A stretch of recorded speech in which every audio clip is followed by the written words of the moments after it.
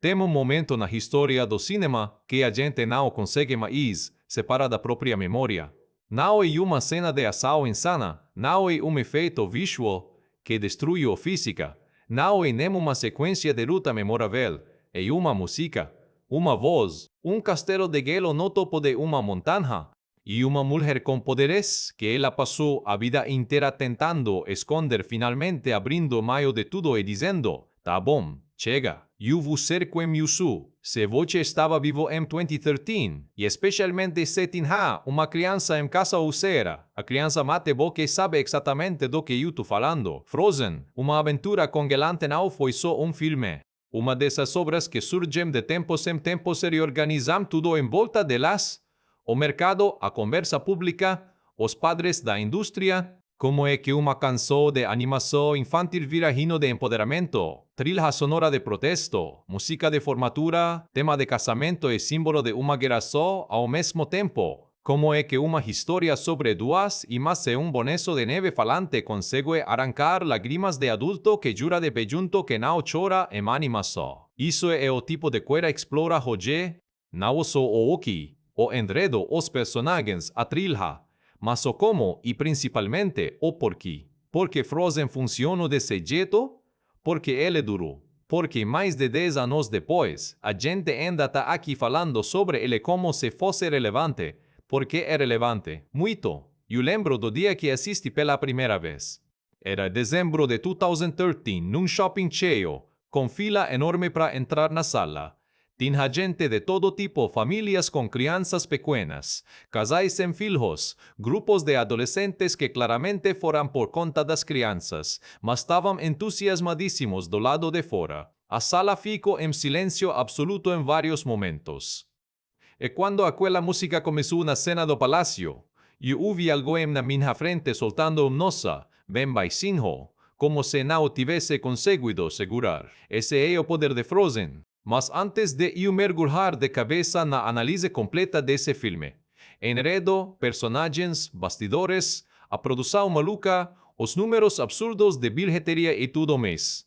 Preciso que você entenda o contexto do que Disney estava vivendo naquele momento. Ele foi o resultado de um processo longo, trabalhoso, cheio de tentativas e erros, e de uma indústria que precisava desesperadamente de algo novo. E Disney Animation vinha de uma sequência de filmes que, como a gente pode falar de forma gentil, não chegaram onde todos esperavam.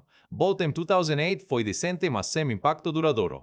A Princesa e o Sapo em 2009 foi lindo e bem recebido, mas não virou o fenômeno de massa que o estúdio precisava. Enrolados em 2010 foi ótimo.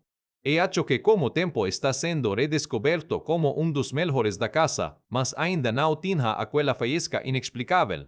Valente, de 2012, foi da Pixar, então tecnicamente está fora dessa conta, mas dentro do universo Disney Animation, a franquia ainda não tinha encontrado o próximo grande lance. A Disney tentou adaptar A Reina da Neve, do Hans Christian Andersen, pela primeira vez nos anos 1940, como o próprio Walt Disney envolvido no projeto, e não conseguiu.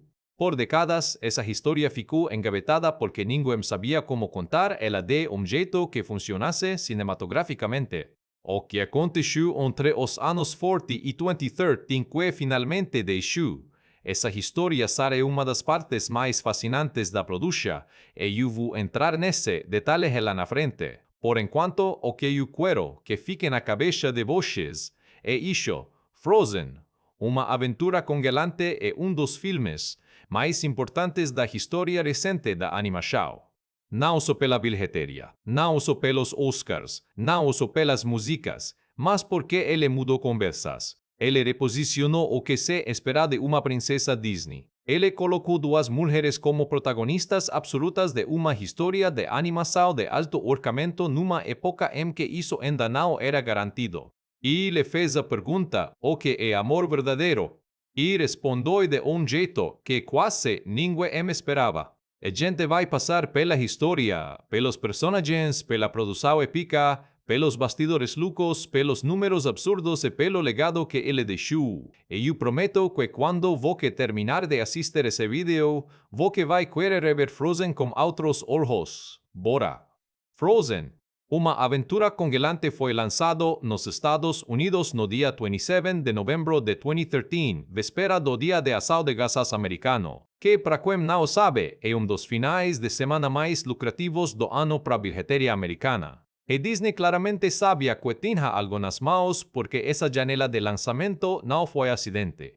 Você coloca-se filme no feriado de Ação de Graças quando tem confiança no produto. O orçamento oficial foi de $50 milhões, número que parece alto, mas na verdade modesto para os padres da Disney Animation na época. Enrolados de 2010 custou aproximadamente $26 milhões. Frozen fez mais com menos, o que é parte do que torna a história de produção dele tão impressionante.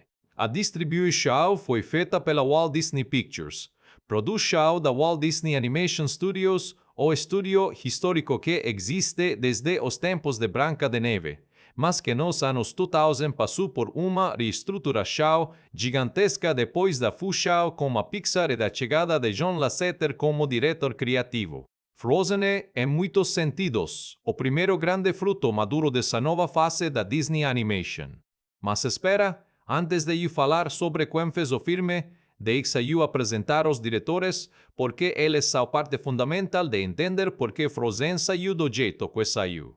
Chris Buck é veterano da Disney. Ele dirigiu Tarzan em 1919, aquele filme incrível com trilha sonora do Phil Collins e depois Surf's Up pela Sony. Ele tem uma sensibilidade visual muito apurada e uma habilidade especial para criar personagens carismáticos que o público abraça de imediato. Quando a Disney trouxe ele de volta, foi como o intuito de usar essa experiência para ancorar projeto ambicioso. Jennifer Lee, por outro lado, era uma estrela em ascenso. Ela entrou no projeto como roteirista. Ela havia coescrito Detona al film 2012 e foi tão central para o desenvolvimento criativo de Frozen que acabou sendo promovida a co-diretora durante a produção. Com isso, Jennifer Lee se tornou a primeira mulher a co-dirigir longa metragem de animação da Walt Disney Animation Studios. Não da Pixar, não de estúdio parceiro da casa onde tudo começou. Isso, por si só, já seria uma história enorme.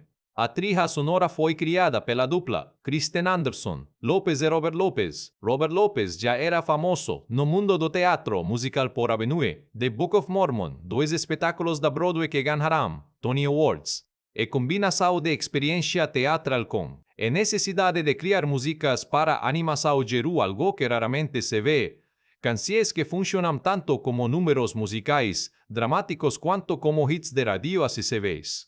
O resultado foi uma trilha que ganhou vida própria muito além do filme. O elenco de vozes em inglês é formado por Idina Menzel como Elsa, Eranja com poderes de gelo.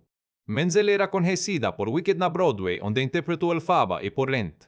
A escolha dela foi perfeita de jeito que só ficou óbvio depois. A voz dela tem uma qualidade dramática. E ao mesmo tempo vulnerável que faz você acreditar completamente em cada nota de emoção que Elsa sente. Kristen Bell como Anna. E Irma Caçula entusiasta e trapalhada. Bell já era popular pela série Veronica Mars e havia feito filmes como O Gangster do Asfalto. A leveza dela e comédia natural na voz foi essencial para criar o contraste com Elsa e para fazer Anna ser tão amada quanto a Irma. Josh Gad como Olaf, o Bonco de Neve. Cara Olaf. Esse personagem poderia ter saído completamente irado. Alívio cômico irritante que atrapalha o ritmo do filme. Mas Josh Gad colocou tanta ingenuidade genuína e tanto calor humano na voz que Olaf virou dos personagens mais queridos da Disney em décadas. Jonathan Groff como Kristoff, o comerciante de gelo. Groff também vinha do teatro. Ele esteve na Broadway em Spring Awakening e mais tarde ficaria famoso por Hamilton e pela série Mindhunter. Ele traz uma sensação rude honesta pro personagem que funciona perfeitamente como contraponto ao charme de Hans. Santino Fontana como Hans, o príncipe de Wesselton. E olha, vou falar de Hans mais pra frente, mas deixa-eu adiantar. A performance de Fontana foi tão bem calibrada que você não percebe o que está acontecendo até ser tarde demais. Isso não é fácil de fazer. E no Brasil, o filme ganhou vozes que se tornarão igualmente icônicas para o público nacional. A dublagem brasileira de Frozen é considerada uma das melhores da história da Disney no país e a prova disso é que Let It Go, que acque se tornou livre estou foi uma das versões mais reproduzidas do mundo em português, competindo de igual para igual com a versão original. O gênero do filme é animação musical fantasia, voltado para o público familiar mas com camadas suficientes de drama e subtexto para manter adultos completamente engajados. É o tema central, que a gente vai explorar muito ao longo desse roteiro é amor. Mas não do jeito que a Disney sempre apresentou amor antes. A história de Frozen começa no reino de Arendelle, lugar que visualmente remete a Noruega, fiordes, montanhas nevadas, arquitetura escandinava, aquele tipo de cenário que faz você querer se enrolar num cobertor com chocolate quente. Elsa é a mais velha, herdera do trono de Arendelle, e ela nasceu com poder extraordinário e capacidade de criar gelo e neve com as mãos, e poder lindo, mas também perigoso, porque ela não consegue controlarlo completamente, especialmente quando está com emoções a flor da pele. E aí muito cedo no filme, a gente entende que esse poder quase custa a vida da Irma Caçula numa brincadeira quando eu era do. A cena inicia com as duas meninas brincando no meio da noite e tudo. Elsa cria mundo mágico de neve e gelo dentro do grande salão do castelo e Anna fica saltando de monte em monte de neve como aquele entusiasmo sem fim que vai definir o personagem pelo resto do filme. Tem uma delicadeza enorme nessa cena, porque vê o amor entre as duas irmãs sem precisar de uma linha de diálogo explicando isso. É puro show, na hotel. E então acontece o acidente. Anna cai e Elsa acidente. Os pais ficam em pânico, levam Anna para a comunidade dos trolls. Detalhe é adorável do filme. Esses seres de pedra que funcionam como sabios. E o troll-chefe pabicura Anna, mas avisa, ela precisa que a memória dos poderes de Elsa seja apagada. E ele apaga. Anna não se lembra mais de nada. O que vem a seguir é uma das sequências mais dolorosas e bem executadas da Disney em muito tempo. Os pais de Elsa, assustados com o acidente, tomam a decisão de isolar a família, Elsa em particular. As portas do castelo fecham. Elsa começa a usar luvas para suprimir os poderes. E Anna, sem entender nada do que está acontecendo, fica do lado de fora do quarto da Irma, batendo na porta, pedindo para brincar, pedindo por conexão. Quer fazer banco de neve. Essa frase simples se torna a trilha sonora de uma infância de saudade e confuso. A música que acompanha esse crescimento das duas irmãs separadas é de partir o coração. Vou ver os anos passando, as duas crescendo cada uma no seu lado da porta. E então os pais morrem no mar. E as duas ficam completamente sozinhas, cada uma no seu isolamento dentro do mesmo castelo. Agora avança para anos depois. Anna tem 18 anos e é a pessoa mais animada da Arendelle. Ela adora o castelo, adora os quadros, nas paredes com quem ela conversa, adora os animais, mas ela é praticamente a única pessoa jovem que vive no castelo a vida, toda sem contato com o mundo de verdade. Ela é ingenua, entusiasmada, levemente atrapalhada e absolutamente encantadora. O dia da coroação de Elsa chega. O castelo abre as portas pela primeira vez em anos. E Anna, como qualquer pessoa que vive em isolamento quase total, vai dizer o SM no segundo em que o portal se abre. A sequência em que ela se pelo castelo, como cidade acordando, é uma das mais alegres e cheias de energia de todo o filme. Hans é bonito, charmoso, bem articulado, aparentemente gentil. E esse é o ponto. Parece ser o príncipe perfeito. Ele e Anna se conhecem de forma adorável. Em questão de horas, ela acha que está completamente apaixonada.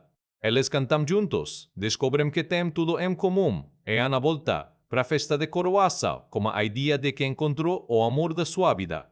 Aqui o filme faz algo inteligente, ele brinca com as expectativas do público.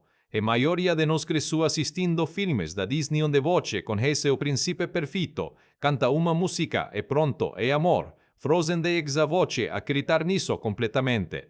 Voce embarca na Anna. Voce pensa que foi. Mas aí vem o momento da virada. Anna vai a ter Elsa e anuncia que quer se casar com Hans. E Elsa, num momento de mistura de surpresa, proteção e também de uma sensatez que só a estranha vinda de uma pessoa que viveu isolada, diz que não, você não, pode se casar com alguém que com Jesus hoje. A discussão entre as irmãs escalona. Em um momento de raiva, Elsa perde o controle. Os poderes explodem. E diante de toda a corte leal de Arendelle, o segredo que ela guardou por anos ve matona de forma catastrófica. Elsa foge. Ela sobe as montanhas no meio da neve e no caminho algo acontece que muda o filme inteiro, liberada do peso do segredo, longe de todos, ela finalmente usa os poderes sem medo pela primeira vez na vida. E aí acontece a cena. Você sabe qual. Ela sobe a montanha cantando e cada nota transforma o mundo em volta dela. Ela constrói um castelo inteiro de gelo em questão de minutos. Ela joga as luvas fora. Ela muda o vestido. Ela deixa o cabelo soltar, mas Arendelle ficou coberta de neve. E o meio do verão e o reino entrou num inverno eterno. E Anna que se sente responsável pelo que aconteceu, afinal, foi a briga com ela que desencadeou tudo. Decide ir buscar a irmã. Aqui entra o Kristoff. Ele é um comerciante de gelo que vive das montanhas e foi criado pelos trolls desde pequeno. Ele é rude, direto, tem um parceiro de aventuras, que é uma reina, chamada Svene, e ele não tem paciência nenhuma para romantismo, ingenuidade ou princesas que decidirão se casar com estranhos da noite pro dia. A dinâmica entre Anna e Kristoff é um dos elementos mais divertidos do filme. Ela é entusiasmo puro, ela é ceticismo completo, ela quer confiar em todo mundo, ela confia em quase ninguém. E juntos eles vão subindo a montanha em busca de Elsa, enfrentando uma tempestade de neve cada vez mais violenta, servos do Duque de Weselton que foram atrás de Elsa com intensas hastes, e um gigante de neve chamado Marshmallow que Elsa criou para guardar o castelo. No meio disso tudo, Anna começa a sentir frio de dentro para fora. O coração dela está sendo congelado, uma consequência de ter sido atingida pelo poder de Elsa durante o confronto anterior. E Pavi, o troll, avisa só um ato de amor verdadeiro pode descongelar um coração congelado, o que todos, inclusive o público, interpreta como beijo de amor verdadeiro. Claro, é Disney. Todo mundo sabe como isso funciona, mas aí vem Hans. E aí que o filme realmente se separa de tudo que veio antes. Hans foi enviado em missão de busca por Anna. Ficou em Mardendel administrando o relleno, na ausência dela e, aparentemente, se mostrou um líder gentil e competente. Quando Anna volta congelando e precisa do beijo de amor verdadeiro, ela vai atrás de Hans que, afinal de contas, ela ama, certo? E Hans revela que não ama. Nunca amou. O plano inteiro foi calculado. Ele é o 13º na linha de sucesso do trono do seu reino. E a única forma de ter poder real era se casar como uma reina. Anna era o alvo perfeito, isolada, carente de conexão, disposta a se apaixonar rápido demais. Essa virada é executada como uma fresa, que deixa a plateia em choque. Você foi enganado junto com Anna. Você também embarcou na ideia de que Hans era o príncipe perfeito. A Disney te preparou a vida toda para achar que príncipes são confiáveis, e então usou exatamente esse preparo para te dar uma rasteira. Enquanto isso, Kristoff percebe que Anna está em perigo e vai correndo ao encontro dela pelo meio da tempestade. E no ponto crítico, Anna congelando, precisando do beijo, Kristoff se aproximando, ela enxerga Hans levantando uma espada para matar Elsa. E ela se interpé. Ela coloca o próprio corpo entre Hans e a irmã, e nesse momento ela congela completamente. Silêncio. Elsa abraça a estátua de gelo que era. E a irmã é Cora.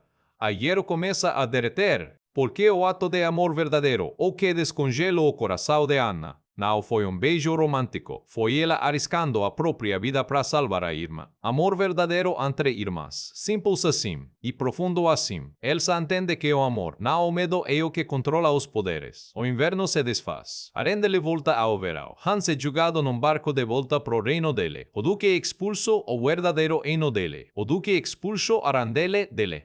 E Anna dá um beijo em Kristoff, que estava obviamente apaixonado por ela o tempo todo, o que todo mundo já sabia menos ela.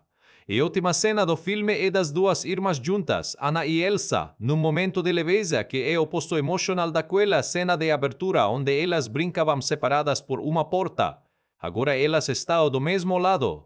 E Elsa faz uma pista de patinação no patio do castelo pro povo de Arendelle. É uma conclusão que acerta em cheio porque não depende de um romance para ser emocionante. Elsa é, de longe, o personagem mais complexo do filme. Ela é a protagonista mais relutante que a Disney já criou. E isso não é exagero. Ela não quer ser heroína. Ela não quer aventura. Ela passou a infância toda tentando desaparecer, tentar não ser vista, tentar não machucar ninguém, e o resultado foi uma pessoa que aprendeu a se reprimir tal completamente que qualquer explosão emocional virava literalmente uma catástrofe climática. O arco de Elsa é sobre autoexcitação. E a genialidade é que o filme não resolve esse arco de forma simplista. Ela não aprende e controla os poderes porque treinou muito. Ela aprende porque entende que o medo é o gatilho, não os poderes em si. É uma diferença, sutil mas enorme. O problema nunca foi o que ela era, foi o que ela foi ensinada. É acreditar sobre si mesma. E Idina Menzel coloca tanto nessa personagem. Tem um momento depois do clímax, quando Elsa abraça Ana congelada, em que você o choro dela não tem como não sentir no peito. É o tipo de performance, vocal que vai além da técnica. Ana é antítese Elsa em quase tudo. Se Elsa se recolheu, Ana se expandiu, mesmo que fosse no espaço limitado do castelo.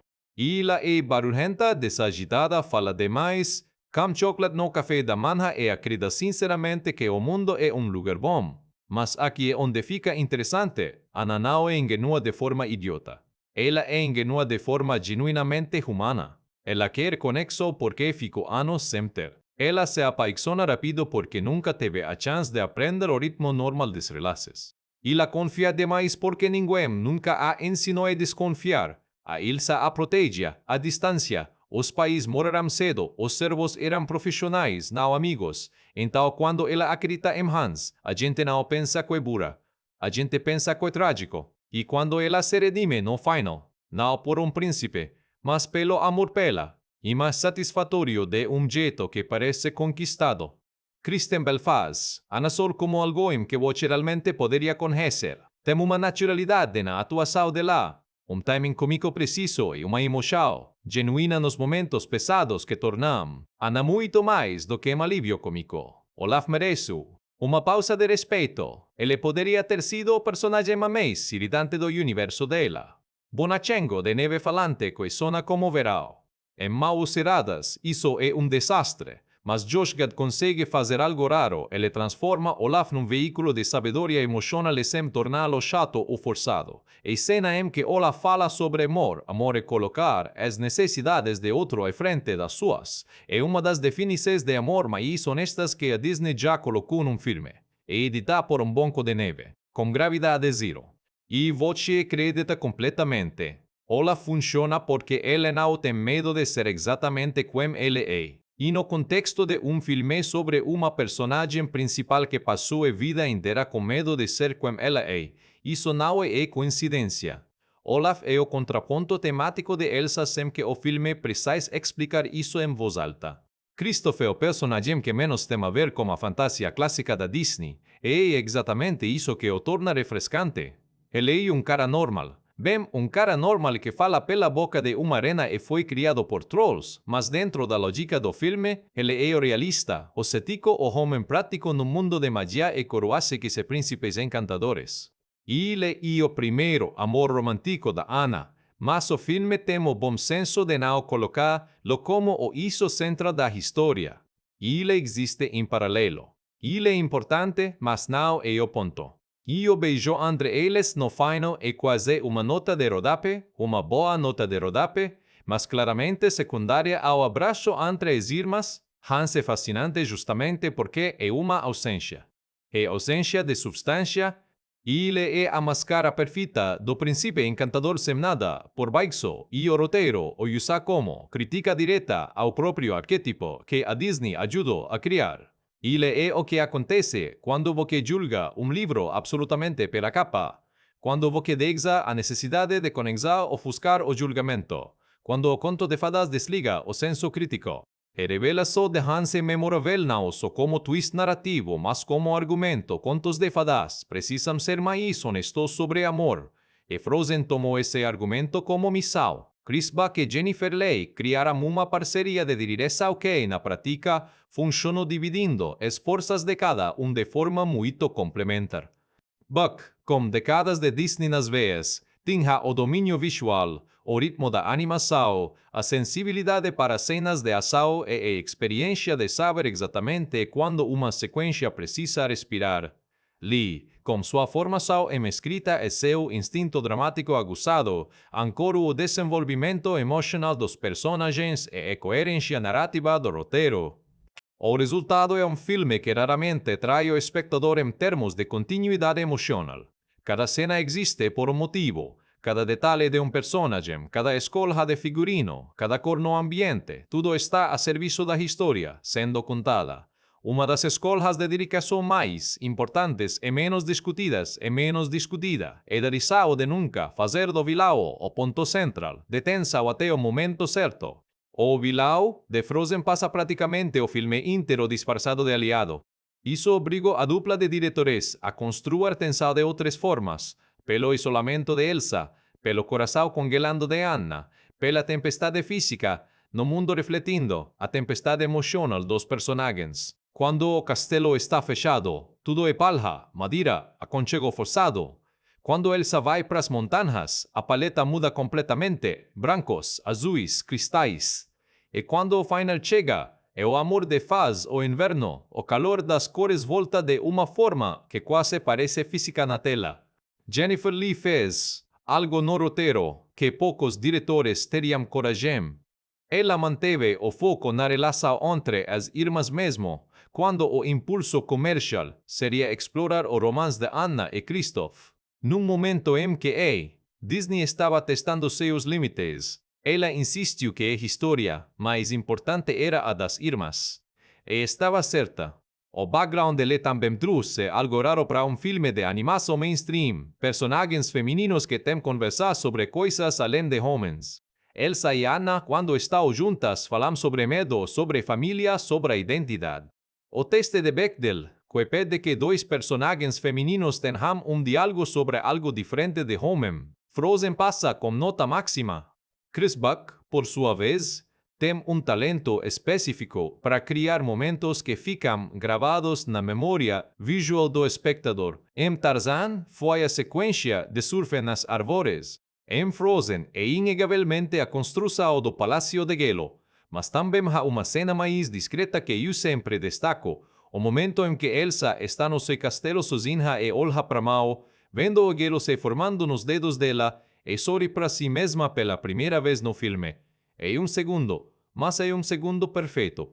A dupla de diretores também tomou uma decisão corajosa em termos de ritmo. Frozen tem segundo ato relativamente curto em comparação com animações da mesma escala. A história vai de A a B com eficiência. Não tem grandes desvios narrativos. Não há subtramas que diluem o foco. Isso pode fazer o filme parecer mais simples do que mas na verdade é disciplina narrativa. É capacidade de saber o que a história precisa e não adicionar nada que não sirva a isso. O tom do filme também merece atenção.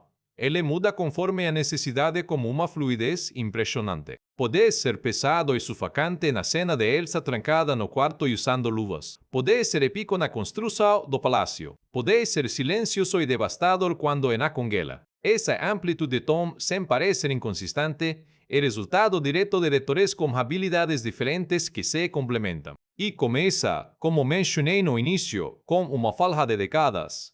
Walt Disney se apaixonou pelo conto A Reina da Neve, de Hans Christian Andersen, nos anos 1940. Ele tentou desenvolver o projeto várias vezes, mas nunca conseguiu resolver problema fundamental. A Reina da Neve, no conto original, é basicamente uma força da natureza. Ela não tem motivações claras, não tem arco emocional, não tem vulnerabilidade. Ela é obstáculo. E filme de animação precisa de personagens, não de obstáculos.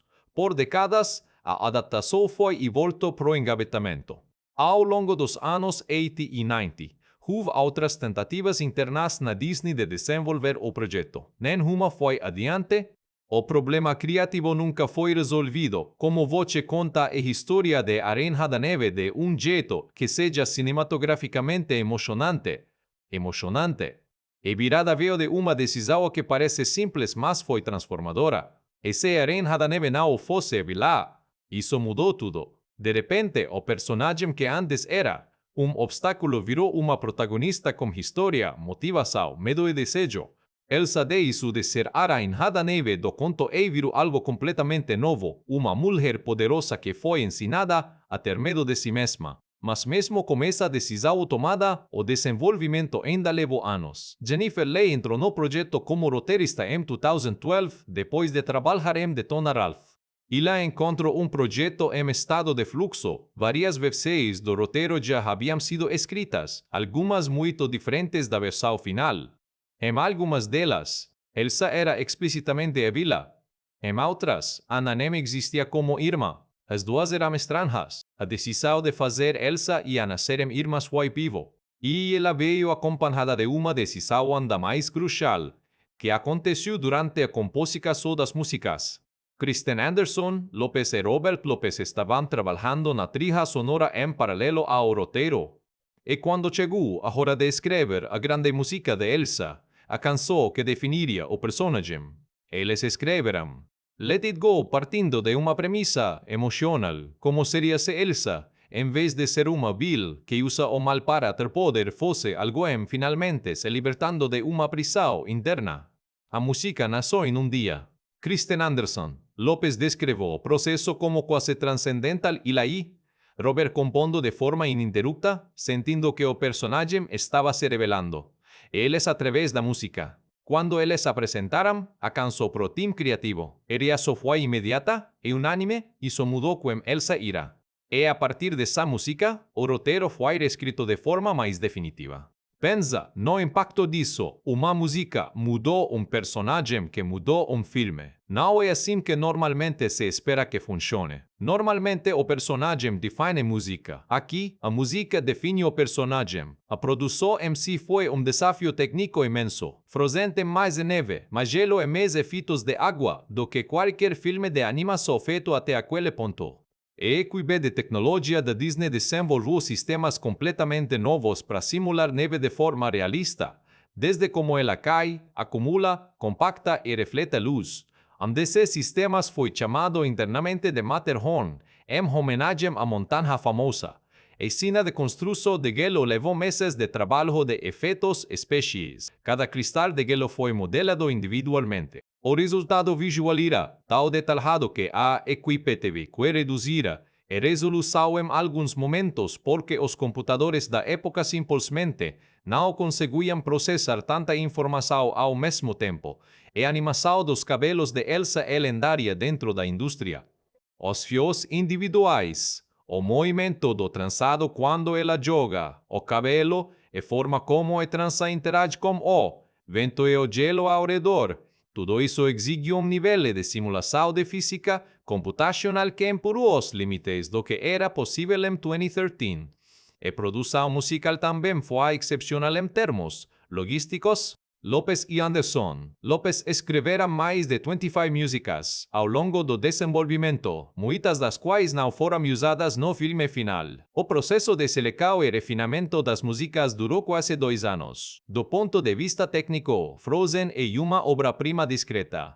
E digo discreta porque muito do trabalho extraordinário que há no filme é invisível, porque não percebe como brilhante e porque está completamente absorto na história que era o objetivo. A cinematografia, ou o equivalente em animação e direção de câmera, do filme tem uma sofisticação que às vezes passa despercebida. As cenas de ação usam ângulos baixos que enfatizam velocidade e perigo restyling. As cenas emocionais entre as irmãs frequentemente usam planos fechados nos rostos, quase em proporção de close de cinema live action, o que cria uma intimidade que não é comum em animação. E a cena do Palácio de Gelo usa uma câmera que orbita Elsa de forma quase imperceptível, como se o próprio espaço estivesse se expandindo ao redor dela conforme ela canta. O design de produção foi inspirado na cultura e arquitetura norueguesa de forma muito séria. A equipe de Frozen fez viagens de pesquisa à Noruega, Visito museos, estudo arquitetura medieval escandinava, tapeçarias, roupas típicas, e forma como a luz se comporta numa paisagem dominada por neve e gelo. O resultado é um mundo fictício que tem raízes visuais genuínas o suficiente para parecer real sem deixar de ser mágico. E trilha sonora precisa de uma sequência inteira só para ela, e eu vou fazer isso agora. Não estou falando apenas de Let It Go, embora vamos falar muito de Let It Go, mas do conjunto. Do You Want to Build a Snowman? É uma obra-prima de storytelling musical comprimido. Em menos de 4 minutos, a música cobre anos de tempo, duas personalidades distintas, uma separação dolorosa e uma tentativa de conexão que nunca se completa. Cada vez que Anna bate na porta, Bocci sente o tempo passando.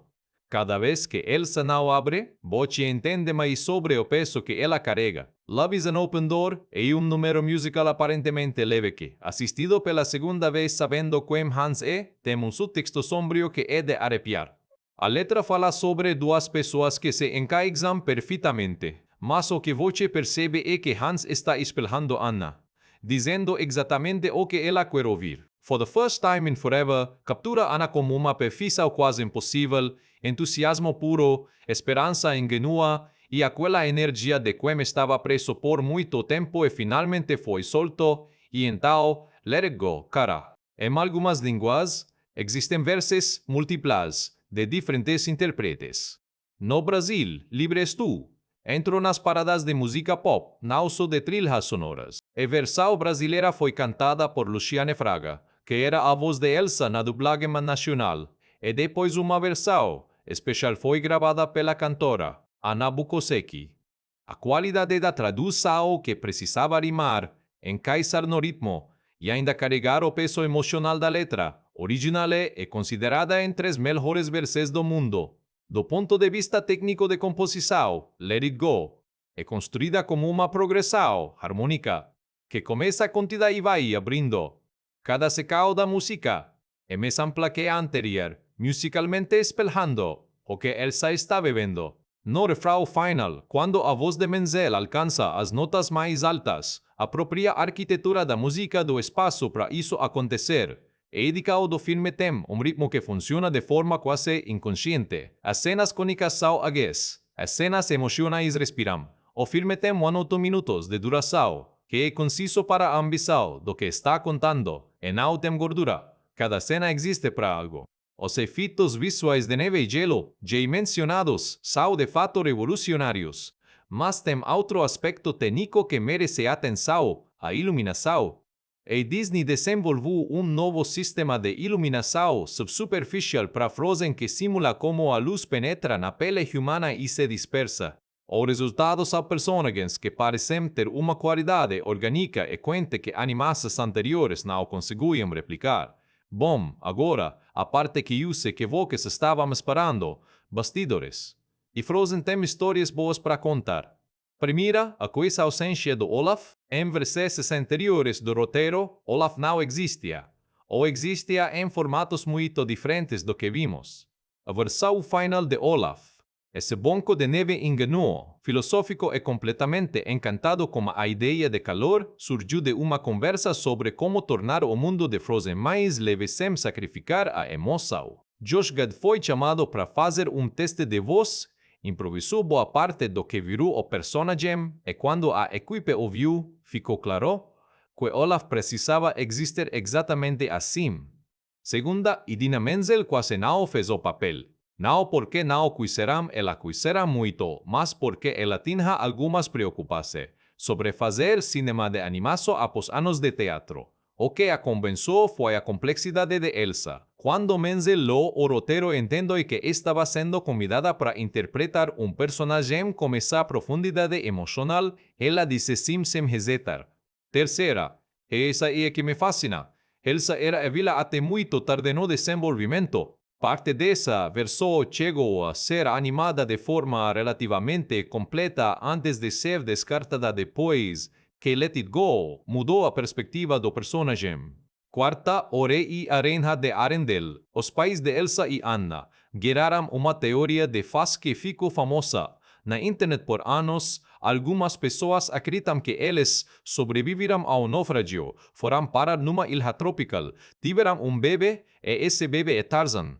Chris Buck, que dirigiu tanto Frozen quanto Tarzan, confirmou em entrevistas que essa era uma teoria divertida que ele não negava.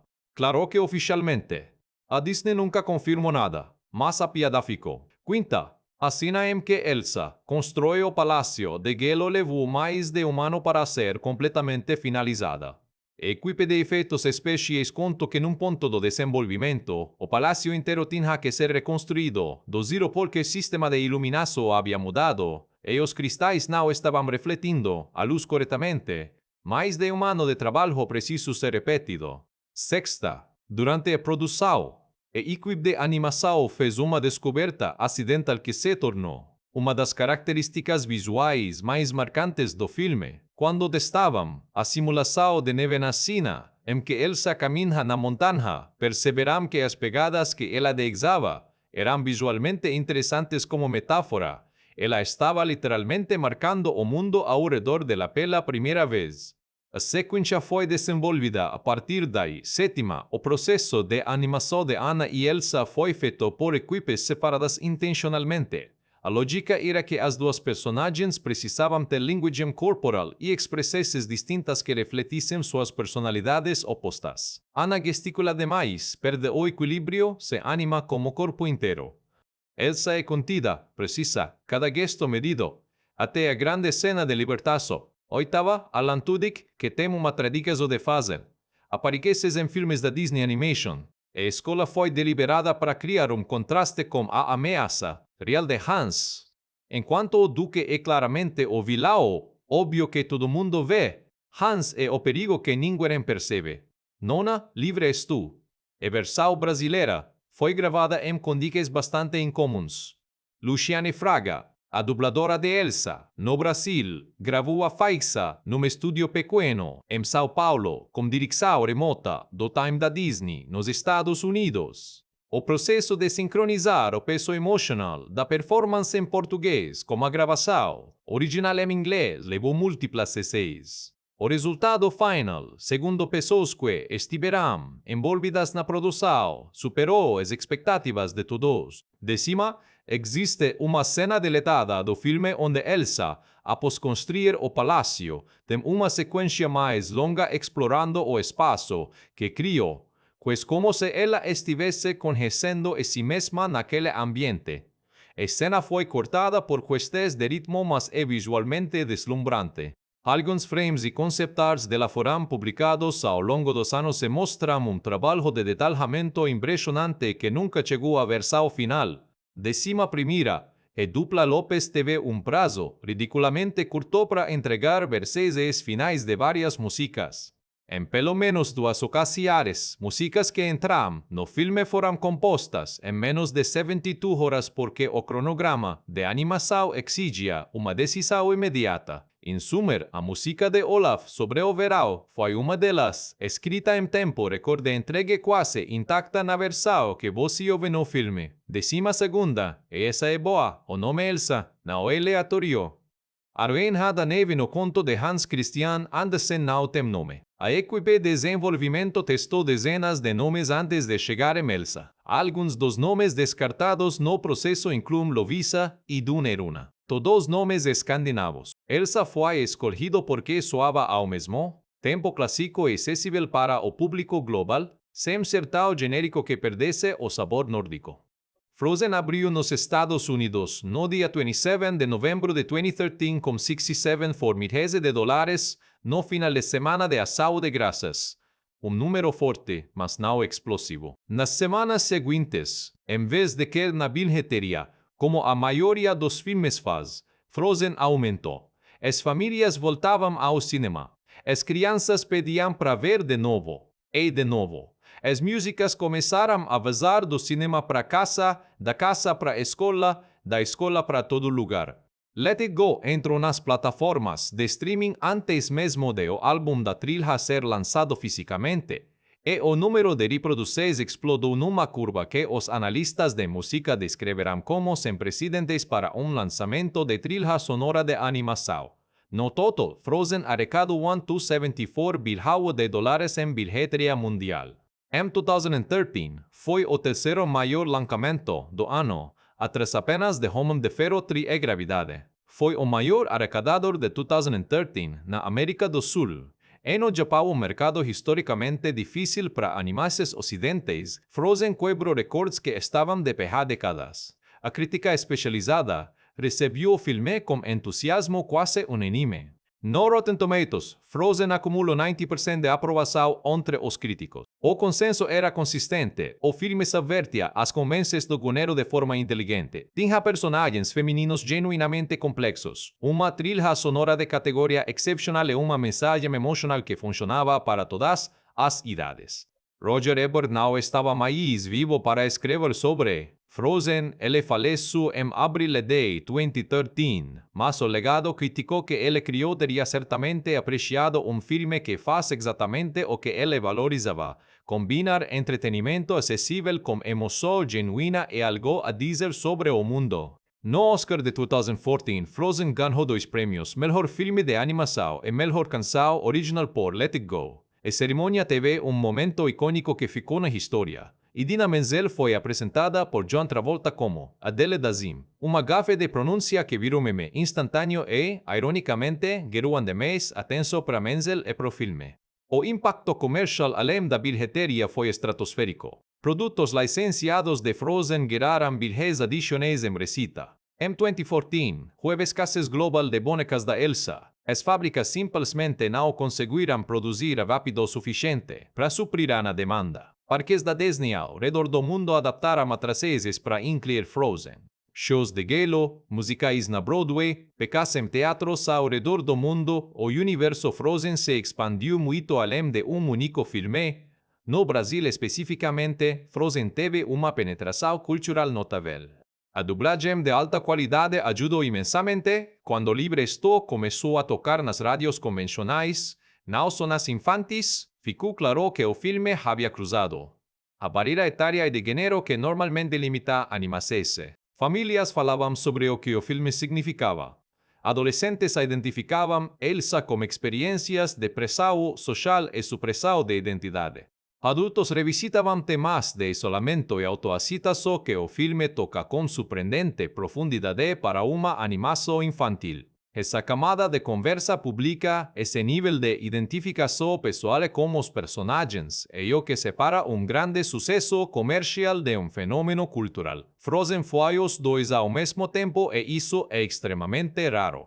Mais de 10 anos depois, o que Frozen deixou de verdade? Tem uma resposta óbvia, uma franquia gigantesca. Frozen 2, lançado em 2019, arrecadou $145 bilhões, superando o original e expandindo o universo com uma profundidade surpreendente, explorando as origens dos poderes de Elsa e colocando os personagens diante de perguntas ainda maiores. Há especulações contínuas sobre um terceiro filme. O musical da Broadway existe. Os parques têm mundos inteiros dedicados a Arendelle. Mas o legado mais importante não está em nenhum desses números. O legado de Frozen está no que ele fez, com as expectativas do que uma princesa Disney pode ser. Antes de Frozen, o arco padrão da protagonista, Disney era menina em situação difícil, encontra amor romântico resolve problema. Esse era o contrato implícito do gênero desde Branca de Neve em 1937. E Bela Adormecida, e Pequena Sereia, e Bela e a Fera, todos de formas diferentes, seguem essa estrutura central. Frozen quebrou esse contrato. E quebrou de dentro para fora, usando a própria linguagem do gênero para fazer o argumento. Quando Anna percebe que precisa do beijo de amor verdadeiro e vai correndo atrás de Hans, você está esperando o final que a Disney sempre entregou. E então o filme vira a mesa. Não é um beijo romântico que salva o dia. É uma irmã se jogando na frente de uma espada.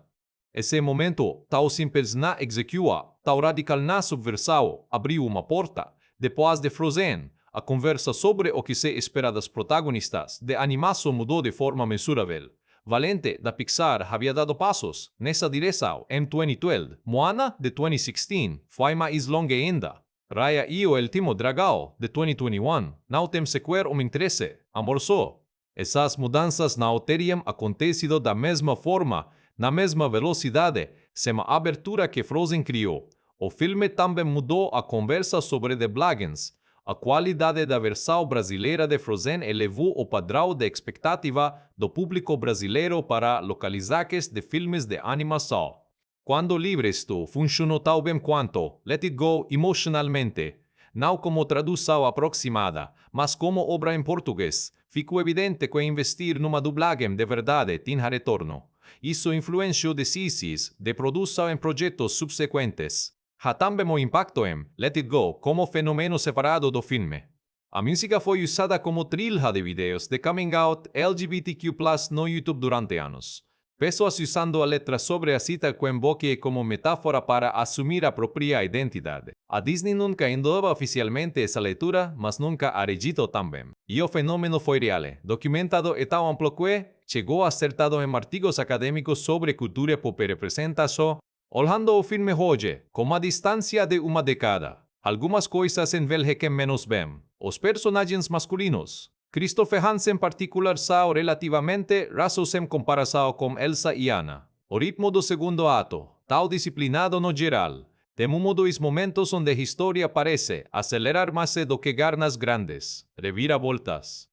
E a resolução do arco de Elsa, embora emocionalmente satisfatória, poderia ter recebido mais espaço no terceiro ato, mas esses são detalhes menores diante do que o filme acerta.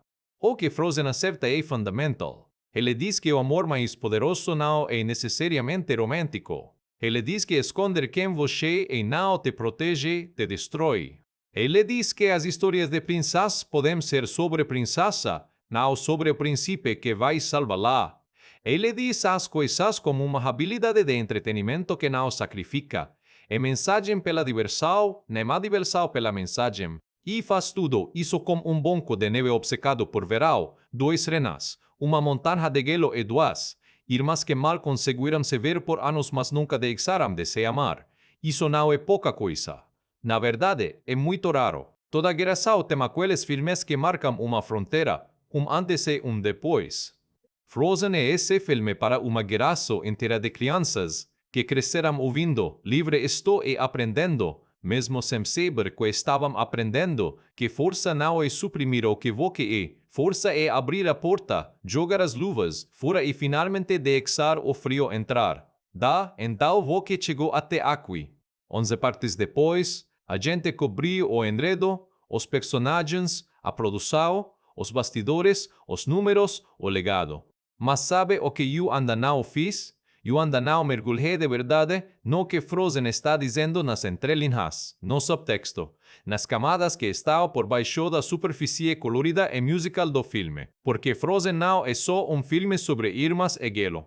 Ele é um filme sobre supressão, sobre identidade, sobre o custo do silêncio, sobre o que acontece quando você passa a vida inteira sendo ensinado que o que você é naturalmente perigoso.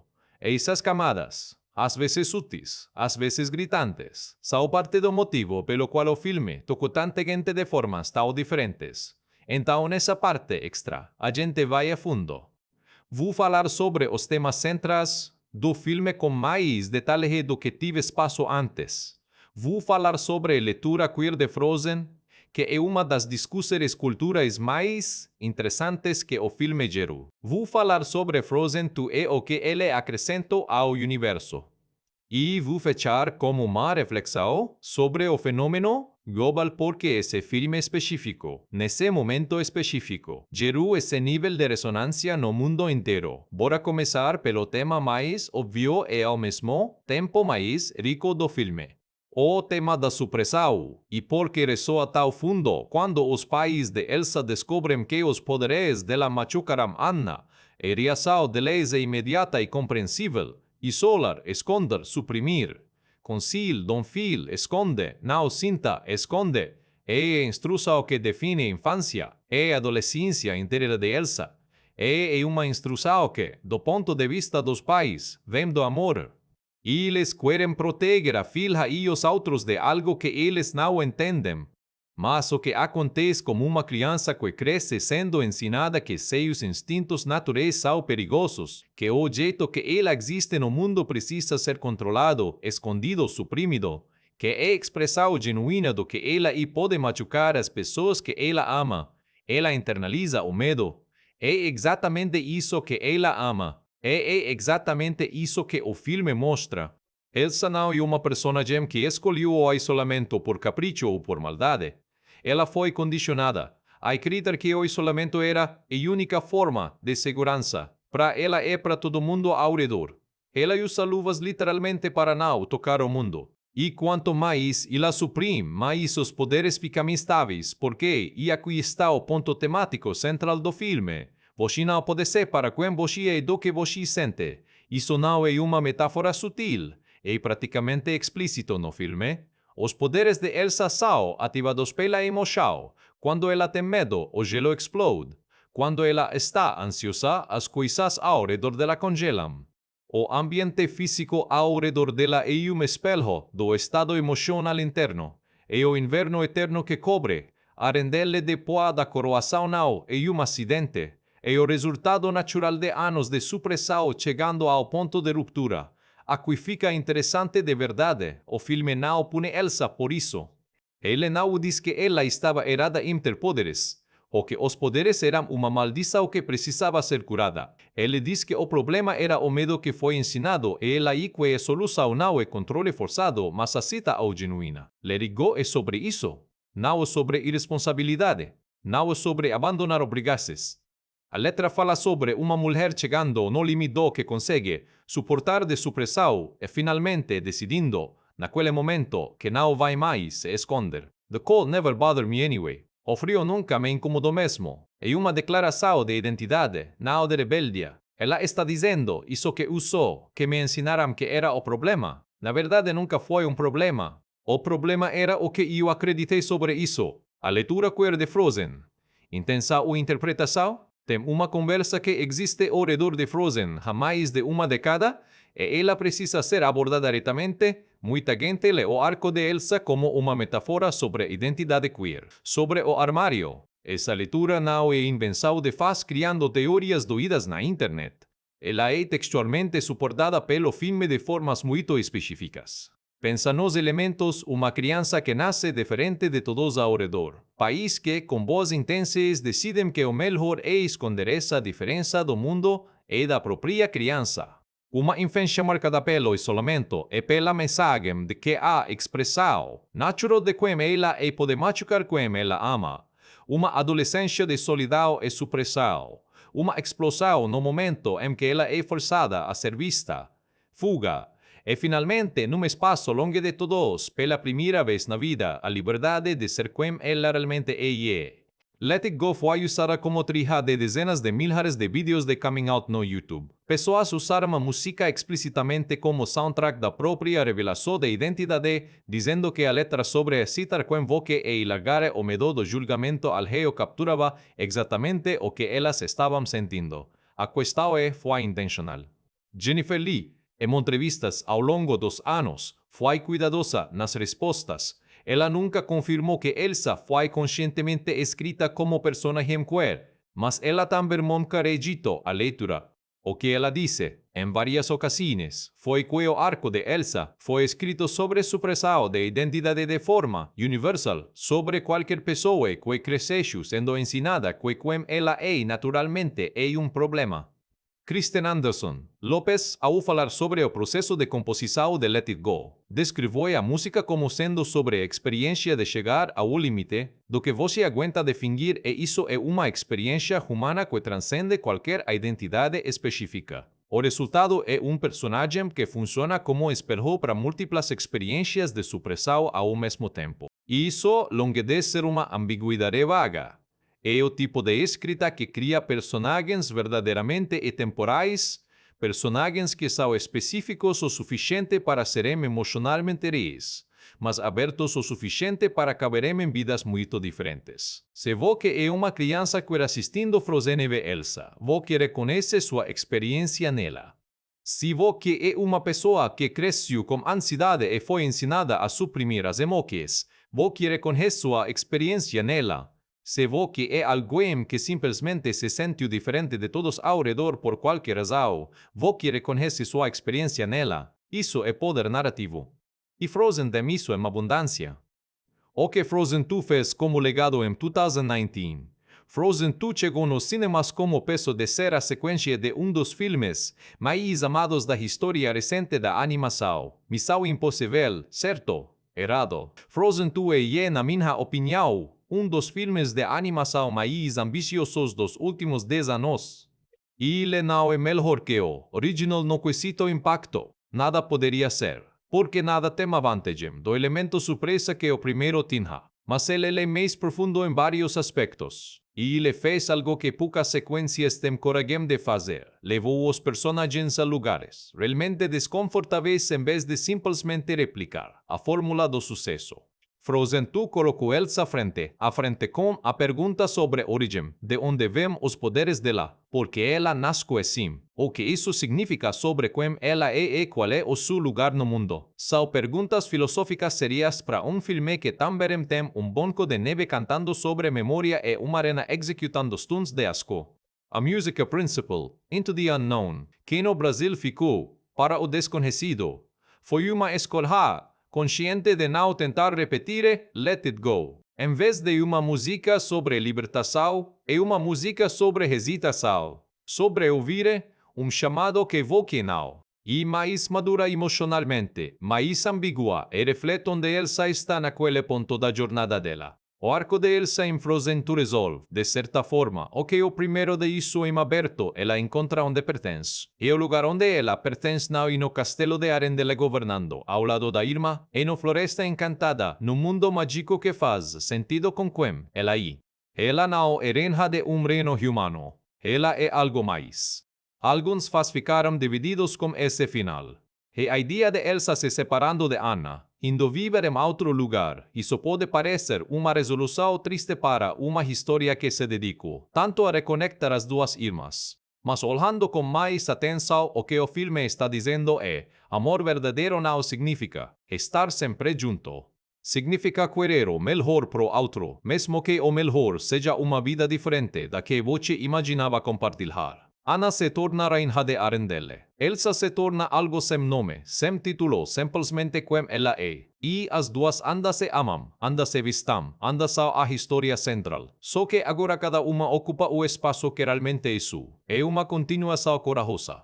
E bilhetericamente foi sucesso ainda maior que o original, o que sugere que o público abraçou a direção que o filme tomou. Porque Frozen funcionou globalmente. A questão da universalidade, uma das perguntas mais interessantes sobre Frozen não é porque funcionou, mas porque funcionou em todo lugar ao mesmo tempo, porque o fenômeno não foi americano, não foi ocidental. Frozen quebrou recordes na Coreia do Sul. Foi massivamente popular no Japão, mercado que historicamente não adota animações ocidentes com facilidade. Foi enorme no Brasil, na Argentina, no México. Foi enorme na Europa. Foi enorme em mercados onde as referências culturais norueguesas do filme não tinham o menor contexto local. Isso levanta uma questão legítima. Ok, no núcleo de Frozen é tão universalmente ressonante que cruza barreiras culturais tão diferentes. Eu acho que são três coisas. Primeiro, a história das irmãs. Relatos de irmandade, especialmente irmãs, são dos vínculos mais universalmente reconhecíveis da experiência humana. Não importa em que cultura você cresceu, você entende o que é ter alguém que você ama profundamente e de quem se distanciou, seja por circunstâncias, por medo, por engano, e especificidade do contexto, reino de Arendelle, poderes de gelo, trolls de pedra, não importa. O núcleo emocional é reconhecível em qualquer idioma. Segundo, a experiência de esconder quem qualquer idioma. Independente da razão específica, a identidade queer, ansiedade, neurodivergência, ser diferente culturalmente, dentro de uma família, ser mais sensível do que o ambiente permite, qualquer coisa. A experiência de crescer sentindo que precisa se esconder imprimemente como é tal comum que quando você a ver representada de forma honesta num filme, e reaço é quase física, você se reconhece. E quando o personagem que se reconhecia finalmente se liberta, você sente o alívio junto com ele. Terceiro, a subversa do final esperado. Em culturas muito diferentes, o arquetipo do príncipe que salva a princesa existe de formas variadas. A versão exata muda. Em algumas culturas é mais explícita, em outras é mais implícita, mas a estrutura narrativa de mulher espera ser salva por homem. É praticamente universal como convenção de conto de fadas. E Frozen subverte essa convenção de um jeito que funciona independente de qual seja a versão local dela. O público global, coletivamente, foi enganado pela mesma expectativa e recebeu a mesma reviravolta. E isso foi universal porque expectativa que o filme brincou era universal. Soma essas três coisas e voce, tem um filme que, no seu núcleo, fala sobre experiências humanas que não pertencem a uma cultura específica. O embrulho é norueguês, e música é Broadway. Mas o conteúdo emocional é de todo mundo. Frozen é geração que cresceu como ele tem, algo específico que acontece quando uma obra cultural encontra uma geração em formação. Os filmes que gente assiste entre os 4 e os 10 anos de idade exam marcas que vão muito além da memória de entretenimento. Eles contribuem para a construção de referências morais, emocionais e estéticas. Eles ensinam sem que a criança perceba que está aprendendo. A geração que tinha entre 4 e 10 anos em 2013 tem agora entre 16 e 22 anos. Eles cresceram com Elsa e Anna. E as perguntas que Frozen colocava sobre a identidade, sobre o custo da supressão, sobre o que é amor de verdade, sobre a diferença entre ser amado de verdade e ser manipulado, essas perguntas estão profundamente embutidas no repertório emocional dessa geração. Não é coincidência que essa mesma geração seja mais vocal nas redes sociais e na cultura popular sobre temas como saúde mental, autenticidade, a pressão de apresentar uma versão aprovada de si mesmo para o mundo e a importância de conhecer emoções honestas. São exatamente os temas que Frozen explorou com Boneco de Neve e trilha sonora incrível, mas explorou. Estou obviamente simplificando. Uma geração é formada por milhares de influências, mas a cultura pop que a gente consome durante a formação importa. E Frozen foi, para muita gente dessa geração, o primeiro lugar onde viram um personagem sendo explicitamente punido por esconder sua identidade por medo, e sendo recompensado no fim por ser quem realmente era. O que contes a seguir, Frozen 3 e o futuro desde 2023, já confirmas de que Frozen 3 está em desenvolvimento na Disney Animation. Jennifer Lee, que continuou como Chief Creative Officer da Walt Disney Animation Studios, indicou que a história de Elsa e Anna ainda tem mais para contar. Chris Buck está envolvido novamente. O que se sabe até agora é limitado, mas o que pode ser inferido pela forma como Frozen 2 terminou é que Frozen 3 vai precisa resolver a distância geográfica entre as irmãs de alguma forma, ou explorar a nova dinâmica que ela criou. Elsa no Floresta Encantada, Anna em Arendelle como Reina, são dois arcos paralelos que criaram mais perguntas do que respostas sobre onde a história vai. Para um terceiro filme funcionar, ele vai precisar superar o mesmo desafio que qualquer terceira entrada numa franquia enfrenta, como o que continua escalando quando já subvertou o gênero. No primeiro filme expandiu o universo profundamente no segundo. A resposta provavelmente está em ir ainda mais fundo nos temas, talvez explorando a identidade de Anna como Rainha, talvez finalmente nomeando o que Elsa é, talvez colocando as duas numa situação que exige a mesma conexão emocional que foi o coração dos dois filmes anteriores. O risco é boio fazer um terceiro filme que seja basicamente fanservice elaborado, que exista para justificar a franquia em vez de existir para contar uma história que precisava ser contada. E Disney tem esse histórico com algumas de suas continuadas. Mas com Jennifer Lee no comando criativo e como tradica o que os dois primeiros filmes estabeleceram de coragem narrativa, razão para otimismo cauteloso. Uma última coisa sobre Let It Go. E quero encerrar essa parte extra falando sobre Let It Go de um jeito que ainda não falei. Existe uma discussão que surgiu alguns anos depois do lançamento, especialmente em fóruns de análise de filmes e em canais de vídeo crítico, que diz o seguinte: Let It Go e uma música que conta uma história diferente da que o filme defende.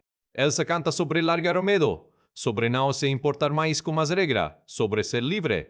E AI no filme. Ela passa o segundo e terceiro ato sofrendo. As consequências disso é aprendendo que não pode simplesmente abandonar tudo. Seria a música contraditória com a mensagem do filme? Acho que essa leitura era o ponto. Let it go. Não é concluso do arco de Elsa, é o início da próxima fase. E o momento em que ela sai de um extremo, surpresa o total, e vai pro outro extremo, liberta-se o total sem considerar o impacto nos outros. E o filme deliberadamente mostra que nenhum dos extremos funciona. Suprimir completamente quem você não é viável, mas também abandonar totalmente. E conexão com o mundo e as pessoas que você ama não é viável. O que Elsa aprende ao longo do filme e o que torna o arco dela completo é que a liberdade era não nem suprimir nem ignorar, é integrar. É ser quem invoque esse medo, mas dentro de conexão, dentro de amor, dentro de responsabilidade, escolhida e não imposta.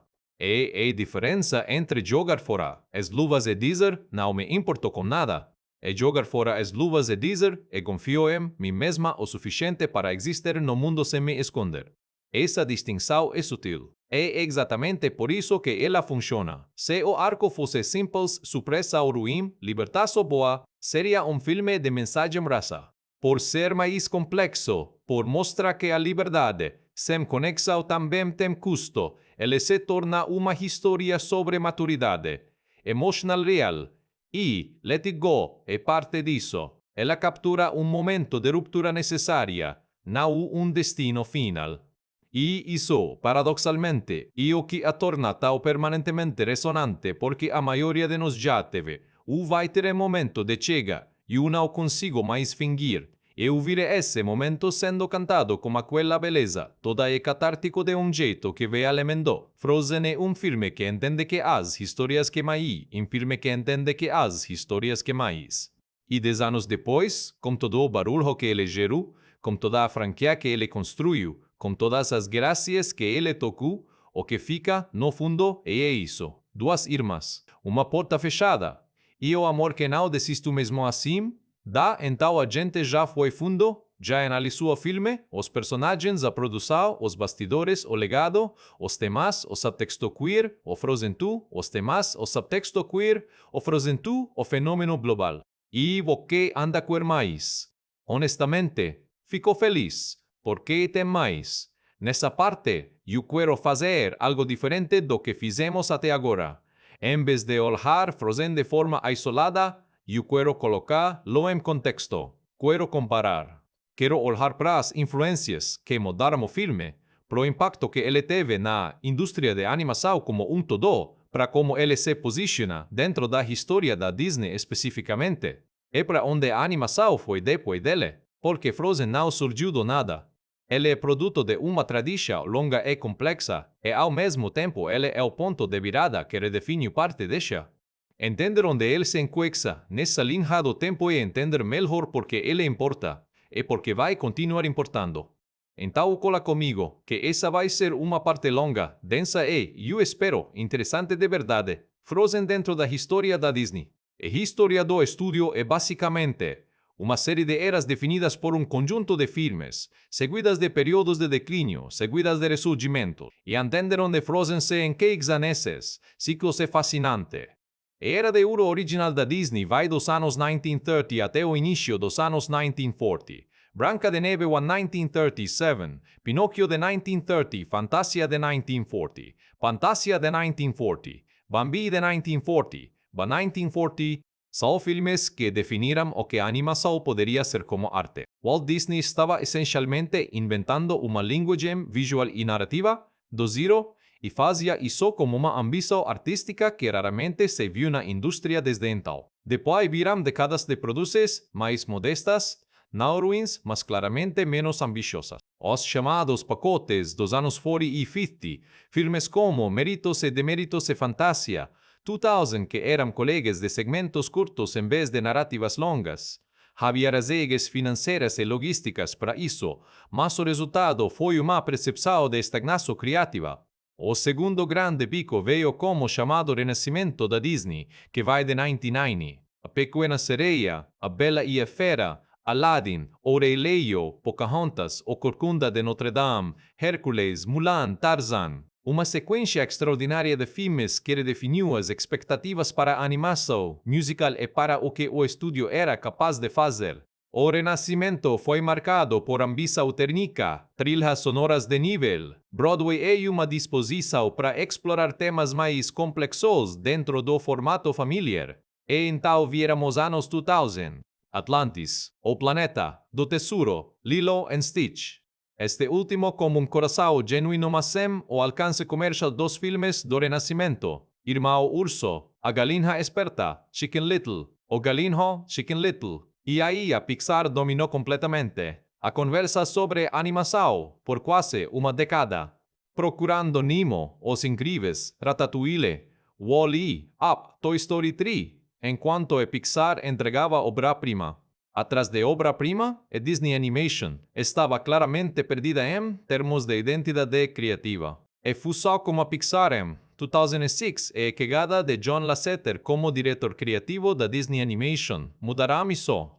A Princesa e o Sapo em 2009 foi o primeiro sinal de uma nova direção, uma declaração de que o estúdio queria recuperar sua identidade. Enrolados em 2010 foi um passo maior. E então Detona Ralph em 2012 mostrou que a Disney Animation estava de volta como uma voz própria, capaz de fazer algo diferente da Pixar sem tentar imitá-la. Frozen em 2013 foi o momento em que essa nova era se consolidou completamente. Ele foi o resultado de todos esses anos de reestruturação criativa chegando a um ponto de maturidade. E o que tornou Frozen o filme que definitivamente marcou essa nova era não foi sua qualidade, foi que ele gerou um fenômeno cultural comparável em escala aos maiores momentos do renascimento dos anos 90. Depois de Frozen, a Disney Animation entrou numa sequência de filmes que continuarão elevando o padrão. Big Hero 6 to 2004, Zootopia 2006, Moana 2006, Encanto 2006, Encanto 2003.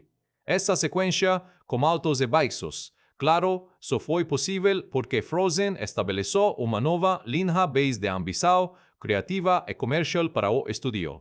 Em termos históricos, a gente pode chamar isso de o segundo renascimento da Disney.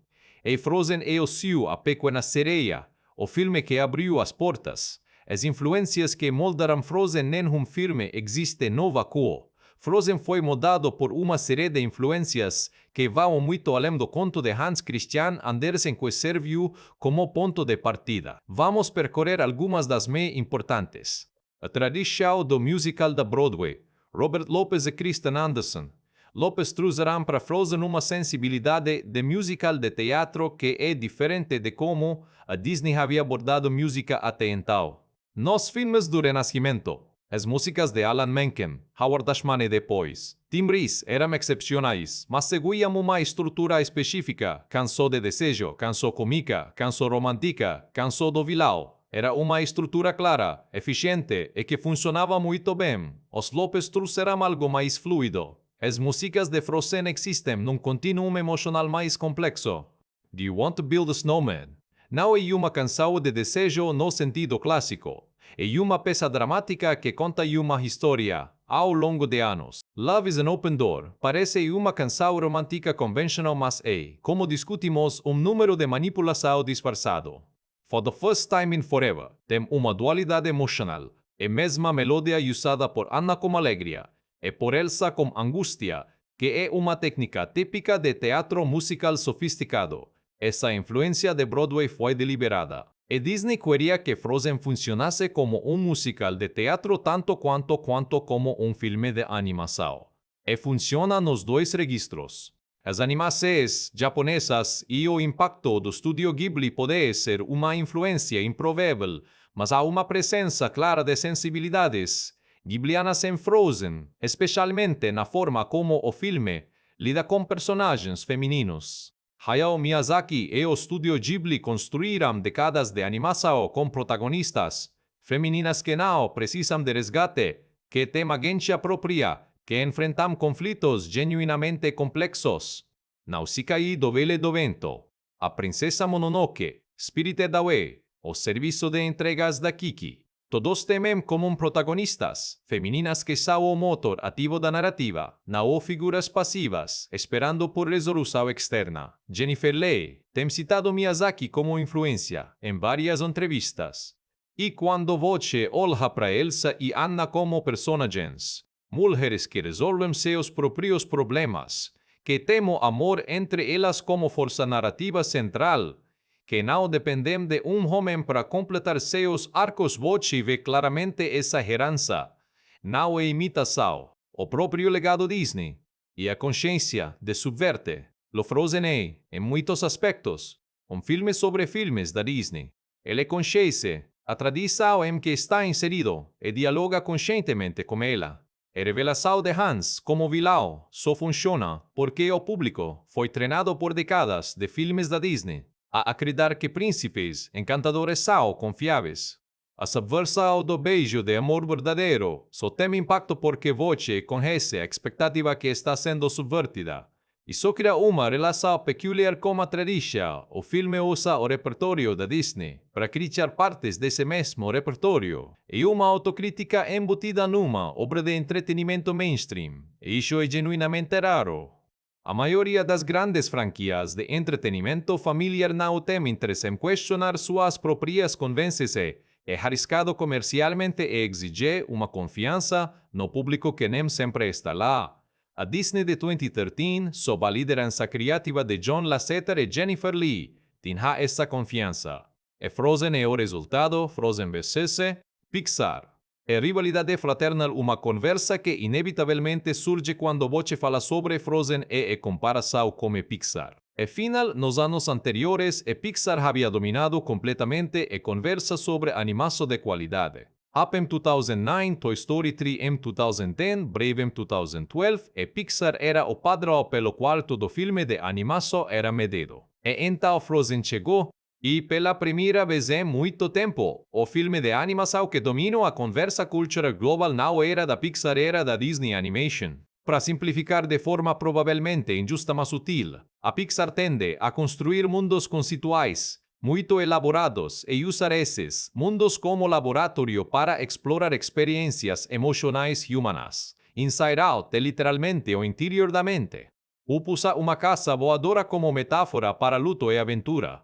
Wall-E usa robô solitário num planeta abandonado para falar sobre amor e responsabilidade ambiental. E a ideia conceitual é o ponto de partida. A Disney Animation de Frozen e dos filmes que seguirão tende a ser mais diretamente emocional. Menos filtro conceitual, mais contato direto como sentimento.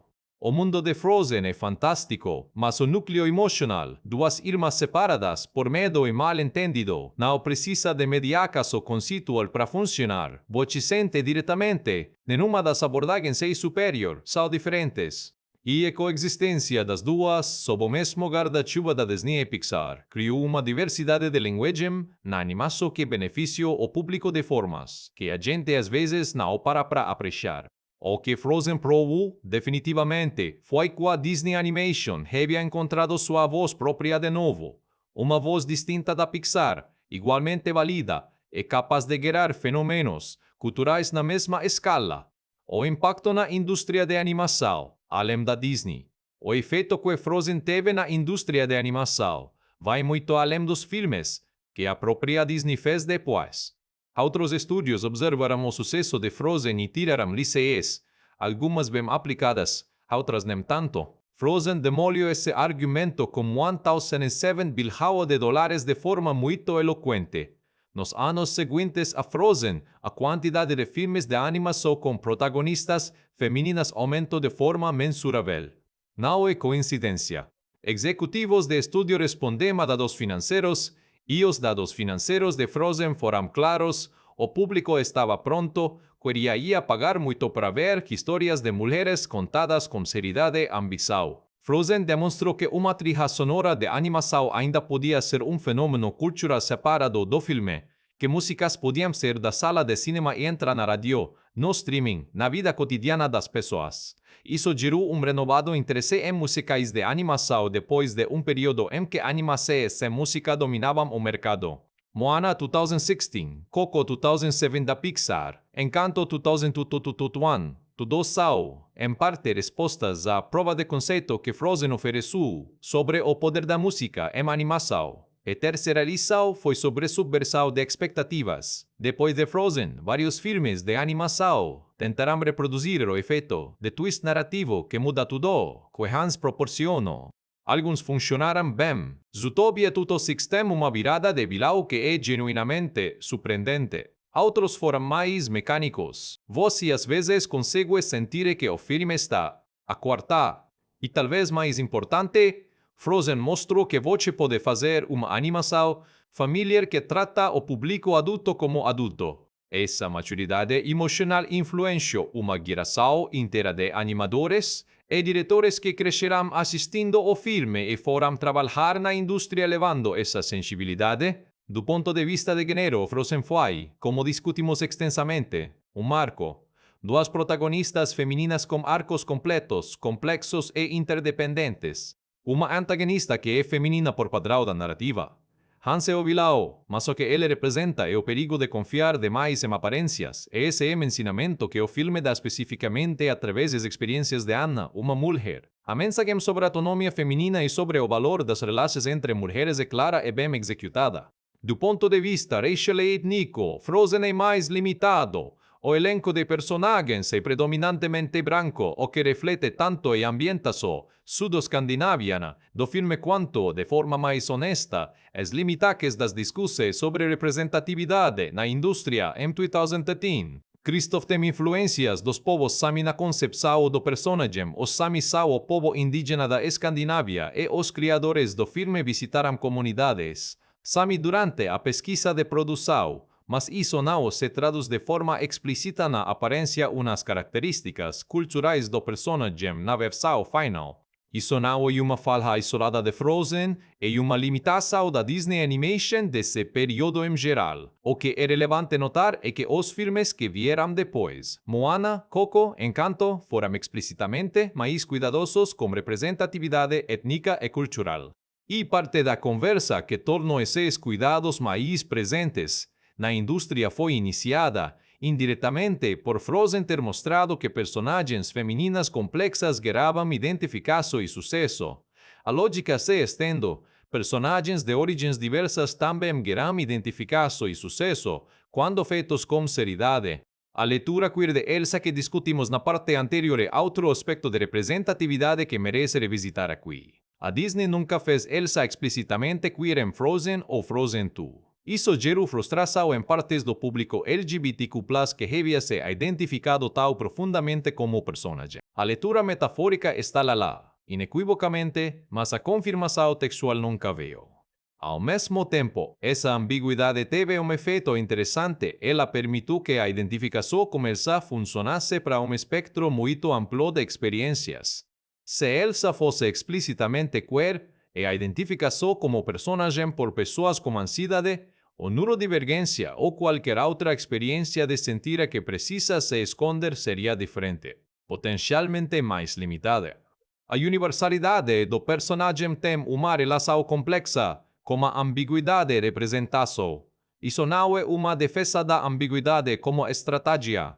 Representação explícita importa, e a Disney deveria ter feito mais. Mas é uma observação sobre como a ambiguidade afetou a recepção do personagem de formas que não são completamente negativas. A indústria de merchandising e o modelo de negócios que Frozen validou há aspecto de Frozen que raramente é discutido em análises de cinema, mas é enormemente relevante para entender seu impacto. Ele validou e amplificou modelo de negócios que a Disney já usava, mas que atingiu uma nova escala com ele.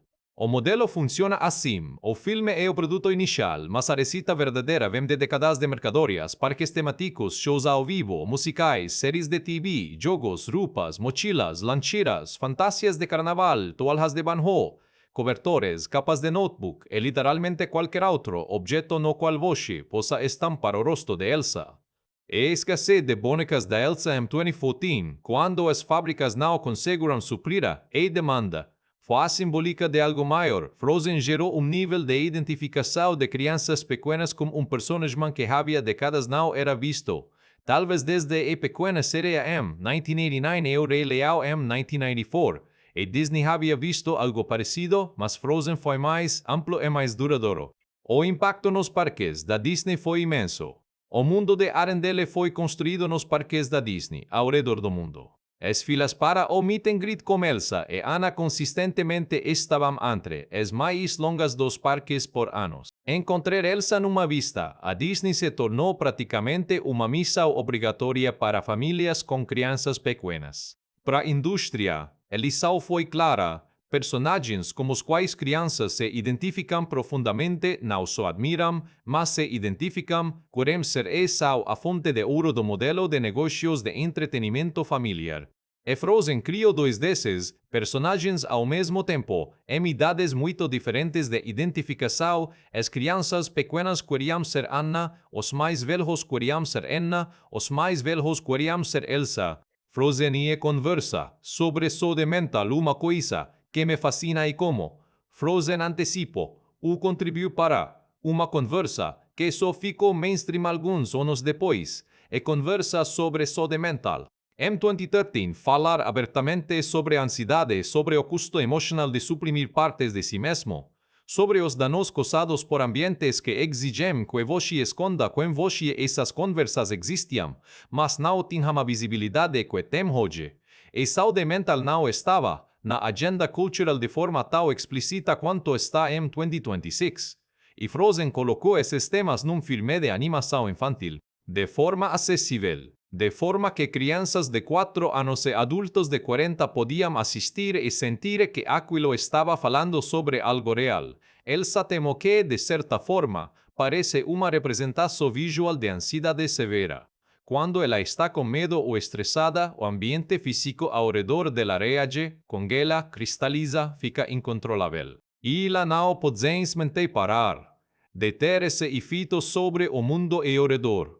Assim como uma pessoa com ansiedade não pode simplesmente decidir e parar de ter crises. E a solução que o filme oferece não é controle melhor, mas entenda o que está causando o medo e trabalhe com isso, que é, essencialmente, a abordagem terapêutica básica. O Olaf, nesse contexto, também tem uma função interessante.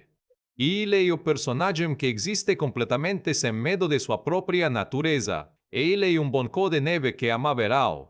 Isso é literalmente absurdo. E o filme trata com total seriedade sua natureza sem julgamento. Há uma bondade fundamental nesse tratamento que ressoa com crianças que se sentem diferentes de formas que não conseguem articular. O musical da Broadway, Uma Nova Vida para a História em 2018, Frozen chegou a Broadway como musical official. A produção teve um trajeto complicado. Estreou em Denver em 2017 para testes antes de chegar a Nova York. Recebeu críticas mistas na Broadway antes de encerrar a temporada em 2020 por causa da pandemia, mas continua em produções internacionais. O musical adicionou novas músicas dos Lopes que expandiram os personagens em direções interessantes. Em particular, Elsa ganhou novas canções que aprofundaram seu arco emocional de formas que o filme não havia explorado completamente. A estrutura do teatro permite uma intimidade como personagem que o cinema de animação, por mais que tente, não replica exatamente.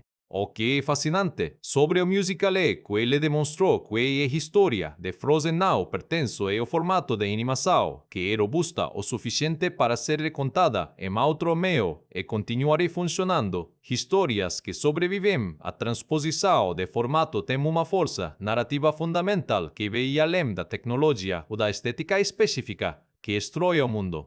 No Brasil, Frozen o musical chegou a São Paulo em 2019 e teve uma corrida de sucesso. A produção nacional com dublagem e adaptação musical em português foi bem recebida e mostrou mais uma vez que a história de Anna e Elsa ressoa tão bem em palco quanto em tela, comparando Frozen com os clássicos, onde ele se posiciona na história da Disney. Uma pergunta que os fãs de Disney adoram fazer é onde Frozen se posiciona no ranking histórico de filmes da Disney, Obviamente isso é subjetivo, mas tem alguns critérios mais objetivos que podemos avaliar. Em termos de bilheteria, ajustada pela inflação, Frozen está entre os 10 maiores lançamentos da Disney de todos os tempos. Em termos de qualidade de trilha sonora, é amplamente considerado o melhor desde o Renascimento. Em termos de complexidade de personagens femininos, é o melhor que a Disney Animation já fez até hoje sem discussão. Onde ele fica atrás dos maiores clássicos na completude visual. Pinóquio e Bambi, feitos nos anos 1940, ainda são visualmente mais sofisticados em termos de composição artística do que qualquer filme de animação computadorizada. Isso não é uma crítica à tecnologia, é uma observação sobre como a animação desenhada a mão permite nível de controle artístico frame por frame que a animação computadorizada ainda luta para replicar completamente. Mas em termos de ressonância emocional e relevância cultural, Frozen está no topo. É dos filmes que você pode mostrar para alguém que não conhece nada sobre Disney e que vai imediatamente entender por que o estúdio importa. Uma reflexão sobre por que ainda falamos sobre Frozen em 2026. Estamos em 2026. Frozen tem mais de 12 anos. E ainda é um assunto. Ainda é discutido, analisado, amado às vezes criticado com uma intensidade que filmes recentes não recebem. Por quê? Para dar resposta e prática, a franquia está ativa.